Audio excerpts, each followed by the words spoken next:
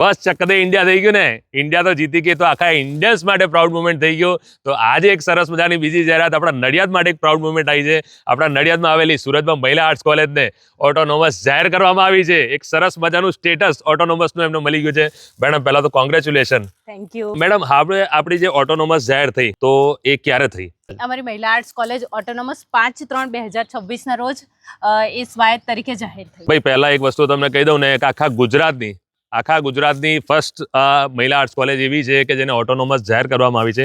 Madam હવે છે ને દીકરીઓને લાભ શું થવાના? હવે અમે અમારી રીતના વિદ્યાર્થીઓને એટલે કે અમારી દીકરીઓને અમે સરસ એવું શિક્ષણ આપીશું જે એમને ભવિષ્યમાં પણ એમને માર્ગદર્શન રૂપ થઈ શકે અને એમનો વ્યવસાય પણ એ લોકો સ્વતંત્ર રીતે કરી શકે. અને મિત્રો સાથે બીજી સરસ મજાની વાત કરું ને તો આ કોલેજમાં જે પણ શૈક્ષણિક એટલે કે જે અભ્યાસક્રમ માટે જે એક્ઝામ લેવામાં આવે છે એની એક્ઝામ તો અહીંયા થવાની છે, પણ એની જે ડિગ્રી અને માર્કશીટ મળવાની છે ને બસ તો એ તો યુનિવર્સિટીના સિમ્બોલ સાથે જ મળવાની છે. તો સર જેમ મેડમે વાત કરી કે વ્યવસાયલક્ષી દીકરીઓને મદદરૂપ થઈ શકે તો એ કઈ રીતે?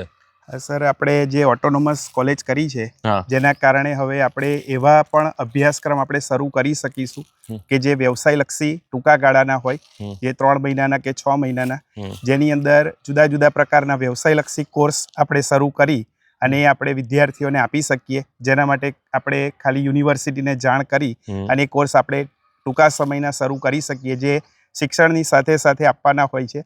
અને સાથે સાથે એ કોર્સ એવા હોય છે કે જે આવનારા ભવિષ્યમાં એ પોતાના વ્યવસાય શરૂ કરી શકે. અને એના માટે આ જે કોર્સ જે તૈયાર થાય એનું માળખું પણ અહીં આગળ, એનું ડ્યુરેશન, એના જે ફીસ, એ બધું કોલેજે હવે જાતે નક્કી કરવાનું હોય છે. આપણે શિક્ષણની સાથે જ્ઞાન પણ આપી શકીએ એવા પ્રકારના વ્યવસાયલક્ષી કોર્સ આપણે શરૂ કરવા જઈએ. ભાઈ સરસ સરસ. તો હવે એ પણ મિત્રો જાણી લઈએ કે ઓટોનોમસ થયા પછી મેડમ આપણે કોલેજનો શું ફાયદો? કોલેજને ઘણો બધો ફાયદો. હવે આ કોલેજ છે ને યુનિવર્સિટી સાથે સંલગ્ન નથી. આપણે જોઈએ તો આપણી જે કોલેજને ઓટોનોમસનું જે સ્ટેટસ મળ્યું છે તે 10 વર્ષ માટેનું છે. હવે એ 10 વર્ષ માટે જે મળ્યું છે એની અંદર અમે અમારો અભ્યાસક્રમ જે છે એ જાતે નક્કી કરી શકીશું. અમારા કરિક્યુલમ પ્લાનરો જે છે એ જાતે નક્કી કરી શકીશું. એકેડમિક પ્લાનરો છે એ પણ જાતે નક્કી કરી શકીશું. અને પરીક્ષાઓની તારીખો પણ અમે અમારી જાતે નક્કી કરી શકીશું. અને એપ્રિલ મહિનામાં જે પરીક્ષાઓ એન્ડ સુધી ખેંચાતી હતી એવું નહીં, પણ થોડા દિવસોમાં પણ અમે અમારી પરીક્ષાઓ અમારી જાતે નિર્ણય લઈ ઇન્ટરનલ એક્સટર્નલ બંને જ સાથે કરી શકીશું. સરસ સરસ ભાઈ, પ્રાઉડ મુવમેન્ટ છે આપણા નડિયાદ માટે ભાઈ.